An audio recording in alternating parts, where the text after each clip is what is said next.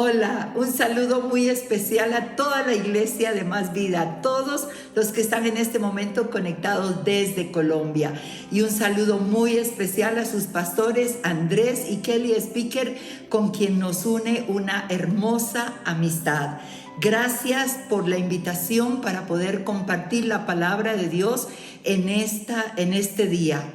Vamos al Salmo 68:13, un texto que tiene mucho que ver con realmente el lema que se está trabajando. Salmo 68:13 dice: bien que fuisteis echados entre los tiestos, seréis como alas de paloma cubiertas de plata. En este corto versículo, el autor de este salmo, que se le atribuye prácticamente a David, que en este salmo cuenta toda prácticamente la trayectoria del pueblo de Israel, sus batallas, sus triunfos. Y en este texto del versículo 13 dice: fuisteis echados entre los tiestos, seréis como alas de paloma cubiertas de plata y sus plumas con amarillez de oro. Y aquí nos habla en este texto de un tiempo pasado y de un tiempo futuro.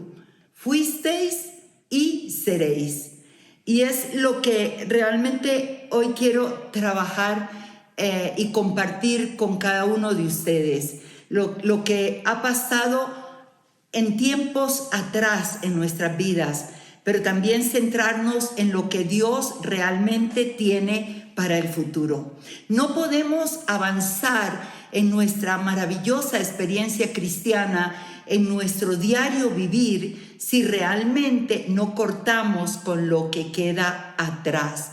La Biblia habla de nosotros como vasijas de barro, porque aquí, cuando está hablando de ese tiempo pasado, dice: fuisteis echados entre los tiestos. Y tiestos nos habla de una vasija de barro que ha sido prácticamente partida en 1000 pedazos. La Biblia habla que nosotros somos vasijas de barro. En 2 Corintios capítulo 4, versículo 7, la Nueva Traducción Viviente dice: ahora tenemos luz que brilla en nuestros corazones, pero nosotros mismos somos como frágiles vasijas de barro que contienen este gran tesoro. Esto deja bien claro que nuestro gran poder proviene de Dios y no de nosotros mismos. Y habla, ese tesoro en nuestra vida es Jesús, y el poder que tenemos hoy es el poder de Jesús. También en 2 de Timoteo, capítulo 2, versículo 20, el apóstol Pablo dice: pero en una casa grande no solamente hay utensilios, que es la misma palabra vasija, de oro y de plata, sino también de madera y de barro.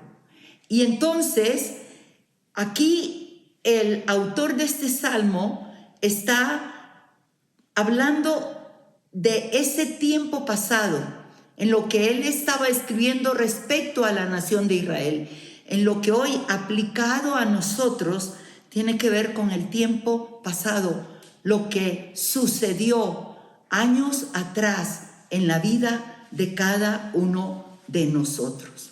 Cuando vamos al profeta Isaías en el capítulo 30, en el versículo 40, él hablando esta palabra acerca de la nación de Israel, dice: y se quebrará como se quiebra un vaso de alfarero, que sin misericordia lo hace en pedazos, tanto que entre los tiestos no se halló tiesto para traer fuego al hogar o para sacar agua del pozo. Y es lo que ocurre en nuestra vida en los años atrás, las cosas que sucedieron. Cuando Isaías está hablando esto acerca de la nación de Israel, a causa de su pecado, dice: se quebrará por su pecado, como se quiebra una vasija que quedan solo tiestos de ella. Tiestos que ni siquiera son utilizables para traer fuego. En ese tiempo se compartía el fuego encendido de una casa a otra, o para traer agua. Y hay vasijas que se quiebran, pero quedan algunas cosas útiles. Pero hay vasijas que se quiebran, que realmente se vuelven pedazos. Y esto es lo que sucede muchas veces en nuestras vidas. Yo quiero hablar sobre esto. Los tiestos hablan de algo inservible, que no tiene ninguna utilidad. Cuando tú vas al capítulo 2 de Job, en el versículo 8, después de que vino toda la aflicción sobre su carne, esa enfermedad, esa sarna, dice que él estaba sentado, dice, tomaba Job un tiesto para rascarse con él y estaba sentado en medio de la ceniza. En Israel había un valle que se llamaba el Valle del Alfarero y era el lugar donde los alfareros tiraban las vasijas que ya no tenían forma de ser restauradas, o vasijas que al fabricarlas, al meterlas al horno, estallaban en 1000 pedazos. Y los botaban en ese valle y allí llegaban los leprosos para buscar cómo rascar sus heridas. Y necesitamos entender esto. Nosotros somos vasos de barro. En algún tiempo de nuestra vida sucedieron muchas cosas y es lo que quiero compartir acerca de mi propia experiencia. Hay muchas cosas que pasaron atrás, hay muchas cosas que hoy, gloria a Dios, están sanadas, pero quiero compartir respecto al tiempo pasado 2 aspectos de mi vida que marcaron mucho mi vida, que trajeron una herida profunda. La primera sucedió a los 4 años y fue la muerte de mi padre. Papá murió cuando yo tenía 4 añitos de edad. Éramos 6 hijos, yo era la última de esos 6 hijos. Papá fue un padre extraordinario, un hombre que a mis 4 años yo alcanzo a recordar su influencia sobre mi vida y al compartir con mis hermanos, juntos ya recordamos, ellos aportan más de lo que ese padre fue para todos nosotros. Era un hombre de mucha disciplina, pero también de mucho amor, la combinación perfecta. Papá murió cuando yo tenía 4 añitos. Yo era su niña consentida, era la última de 6 hijos, 2 mujeres primero que son mis hermanas mayores, 3 varones siguieron después y yo fui la última, otra mujer, era su muñeca. Nunca olvido que cada mañana que me despertaba dormíamos en el piso, en el segundo piso de nuestra casa y cuando yo me despertaba bajaba la escalera, comunicaba con la alcoba de mis padres y a los 4 añitos nací en la costa. Desde que tú naces con el ritmo, con el baile y te toman y te cantan, entonces tú llevas el ritmo en la sangre desde pequeña. Así es que yo bajaba, me paraba en la escalera y le bailaba a mi padre. Mi padre estaba acostado con mi madre en su cama y apenas él veía a su niña se tiraba de la cama, me comía besos y abrazos, me acostaba en medio de ellos y allí yo dormía otro rato. Una mañana yo bajé, pero la alcoba estaba llena de gente vestida de negro y llorando. Papá estaba en la cama solo y yo bailé para que él se despertara, me abrazara y me arrebatara hasta su cama. Nunca se levantó. Entonces yo seguí bailando, pero alguien de las mujeres que estaba allí me tomó, me arrancó de la escalera y me dijo: no bailes, tu papá murió, él está muerto.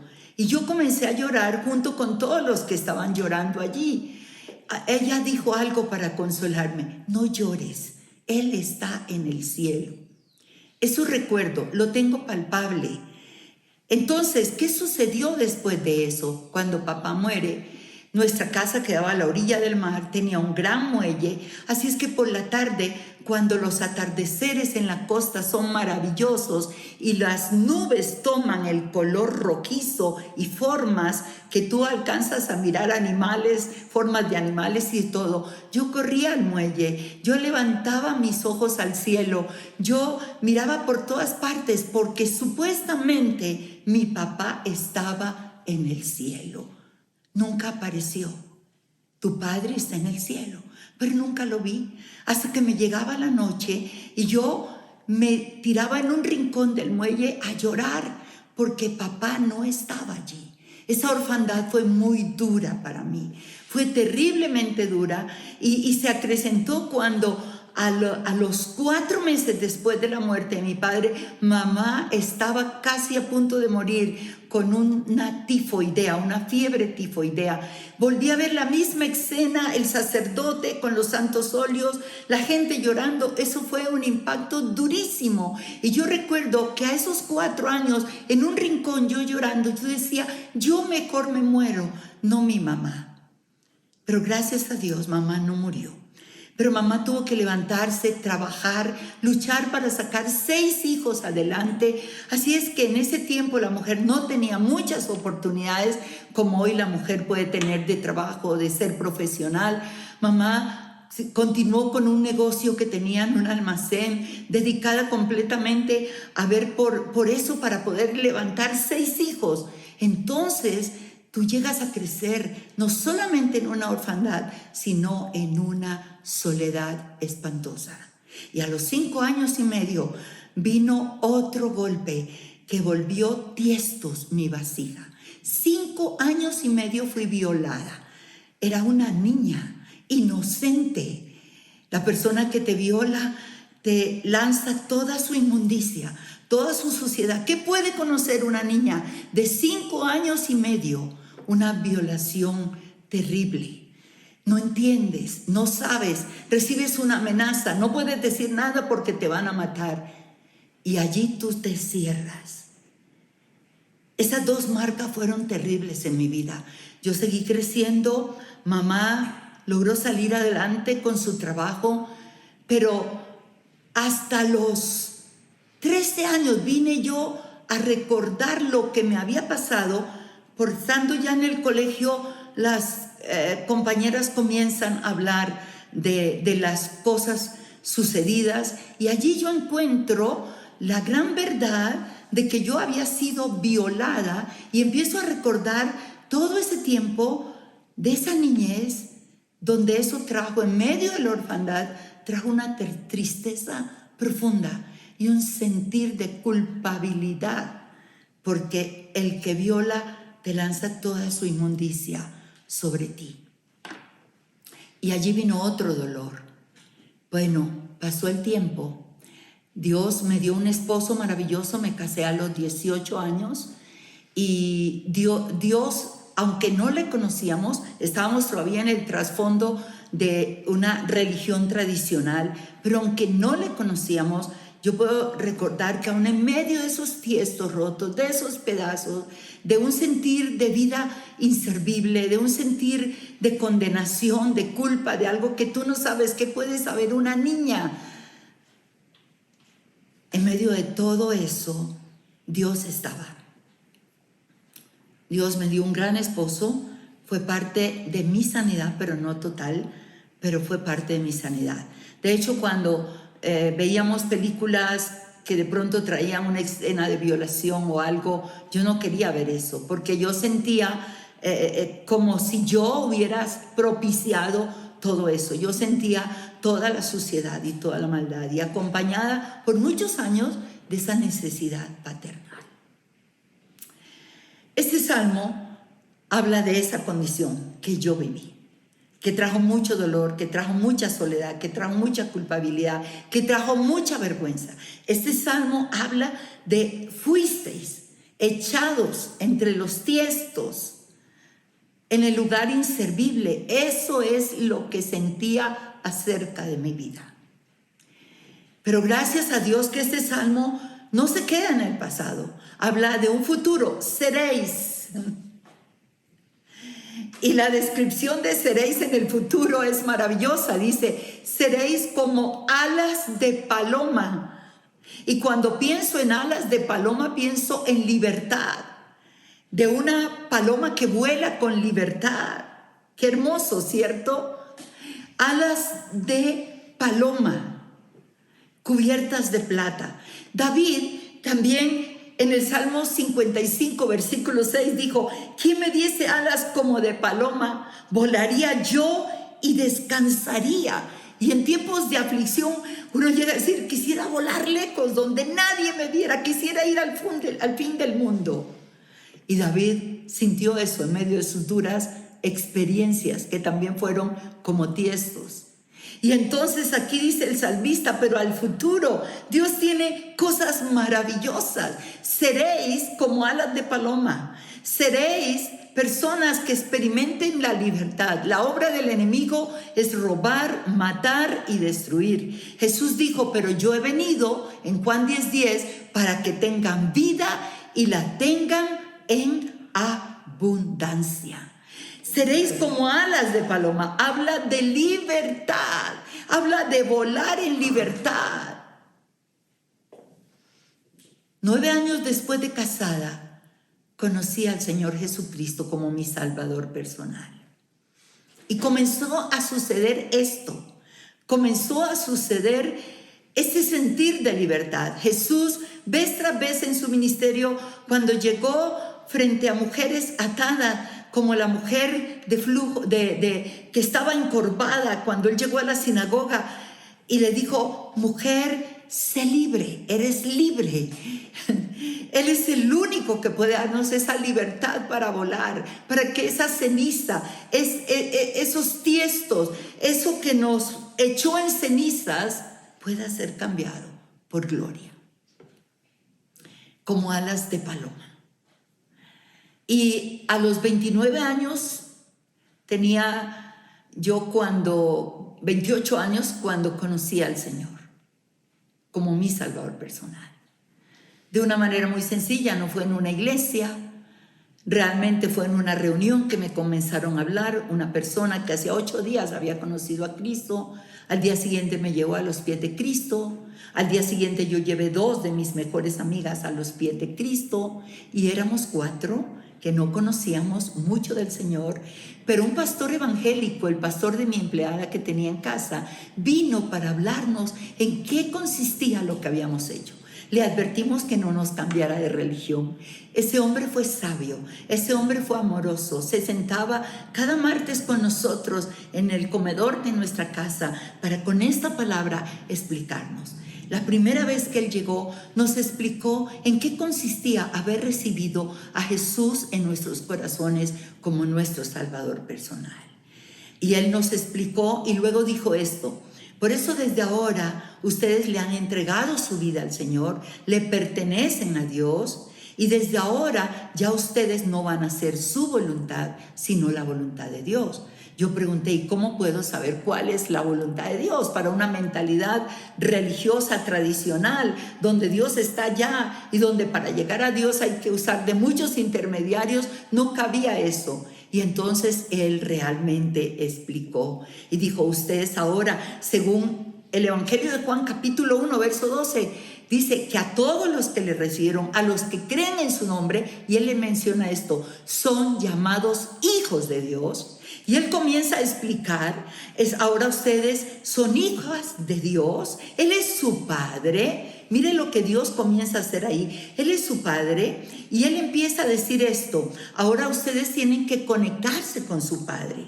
Como todo niño, dice, cuando busca a su papá, cuando necesita algo y se sienta en las faldas de su padre y con amor le pide lo que necesita, ahora ustedes tienen que comunicarse con su padre y pueden pedirle todo lo que quieran. Como un niño, como una niña corre a ese padre y ustedes van a sentir su amor. Y él empieza a hablar de esto y yo comienzo a llorar y él dice: así como un niño o una niña corre a las faldas de su padre, en las piernas de su padre se sienta y le derrama su corazón. Y él usa esa figura. Y Dios estaba sanándome en aquel momento de mi orfandad de años atrás.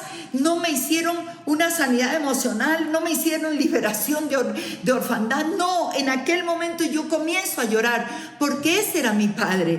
Papá, cuando llegaba a casa del trabajo, me levantaba, me besaba, me sentaba y me decía: cuéntame cuéntame qué has hecho hoy y cuéntame qué quieres que yo haga por ti. Y en aquel momento, en aquel instante, yo estaba siendo libre solamente con 4 días de haber recibido a Jesús como mi Salvador personal, por la sabiduría de este hombre sencillo que con la palabra llegó a eso. Y en aquel instante yo me conecté con mi Padre. Y ¿sabe qué? Entendí que lo que me dijeron era verdad. Mi Padre está en los cielos. Él está en los cielos. Mi Padre celestial está en el cielo. Y así, por eso yo tengo una relación tan maravillosa con el Padre que Jesús nos trajo y nos dio a conocer. Yo puedo comunicarme. El Padre Celestial para mí es todo. Mi orfandad fue completamente sanada. Su amor se derramó sobre mi corazón y yo comencé a volar en la libertad. Y luego posteriormente, a medida que conocí del Señor, a medida que Dios comenzó a usar mi vida, yo fui sanada de esa violación. Estoy hablándote años más adelante. No quería compartirlo con nadie, no podía compartirlo, pero la sanidad se da cuando tú puedes derramar tu corazón con alguien y poder sacar eso que por años está allí. Y por fin yo pude hacerlo con mi mejor amiga y pudimos orar juntas y pude derramar y decir esto. Fíjate, tanto tiempo de casada y eso todavía estaba. Dios sanó mi orfandad y Dios sanó la violación. Y entonces entendí lo que dice esta otra parte del futuro. Seréis como alas de paloma, cubiertas de plata.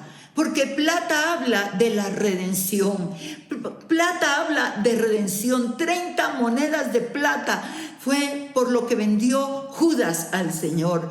Plata nos habla no solamente de redención. La plata habla de refinamiento, de procesos realmente fuertes en nuestra vida. El Salmo 12:6 dice que las palabras de Jehová son palabras limpias, como plata refinada en horno de tierra, purificada 7 veces. El salmista en el Salmo 66 dice: porque tú nos probaste, oh Dios, y nos ensayaste como se afina la plata. Y eso fue otra parte en mi vida. Alas de paloma me habló de libertad. Y luego cubiertas de plata. Habla de ese refinamiento, de ese proceso pasado, pero también de esa redención. Fui redimida, fui restaurada, fui bendecida, fui sanada. Y su sanidad hasta el día de hoy, ¿sabes qué pasa? Que a veces siento que no sucedió. Es tan profunda su sanidad.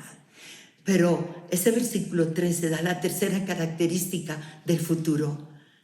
Alas de paloma cubiertas de plata, y luego dice sus plumas con amarillez de oro. Y habla de la gloria del rey. El oro habla de la gloria del rey. El tabernáculo en el lugar santísimo, en el lugar santo, los muebles eran de oro. El arca estaba recubierta de oro. Los querubines eran de oro, de una sola pieza. Y habla de la gloria de Dios. Y nuestras vidas, cuando son restauradas, cuando son sanadas, es cuando llegamos a experimentar la pura gloria de Dios. ¿Por qué te hablo esto? Porque a lo largo de todos estos años, te hablo desde el día que me convertí al Señor, 44 años, desde el día de mi sanidad de orfandad, 43 años, podríamos decir 44 años completo, porque fue a los 2 días de haberme convertido que este pastor llegó. Después, posteriormente, la sanidad de mi vasija hecha pedazos, mi dignidad vuelta a nada, mi honor en el piso, guardando eso, no pudiendo comunicarlo ni a tu mamá ni a nadie. Sintiéndote culpable, fue sanado. Y la gloria del Rey vino sobre mi vida. ¿De qué ha servido esto? Toda experiencia pasada, todo lo que tú y yo hemos podido experimentar duro en la vida, A causa del pecado, cuando entró el pecado, Dios creó este mundo perfecto, pero el pecado trajo destrucción, trajo violación, trajo abuso, trajo la pérdida de la dignidad, trajo maldad, trajo asesinatos, trajo abandono, trajo soledad, trajo adulterio, trajo tantas cosas por las que posiblemente tú has pasado, que yo no he pasado. Yo estoy compartiendo 2 de mis dolores que al conocer a Jesús fueron completamente sanados. Hoy ha sucedido algo maravilloso. Desde que yo fui sanada, esa experiencia tan dura, tan sucia, tan cruel, se convirtió en mi mejor herramienta. ¿Sabes? Tengo que ministrar tantas mujeres, tantos niños, tantas niñas violadas. Y cuando comienzo a trabajar con mujeres que derraman su dolor, que han guardado como yo guardé todo esto, muchas veces en su llanto me dicen: pastora, tú no entiendes, esto es dolorosísimo. Y yo les digo: para un momentico, mírame. Y le digo: yo sí te entiendo.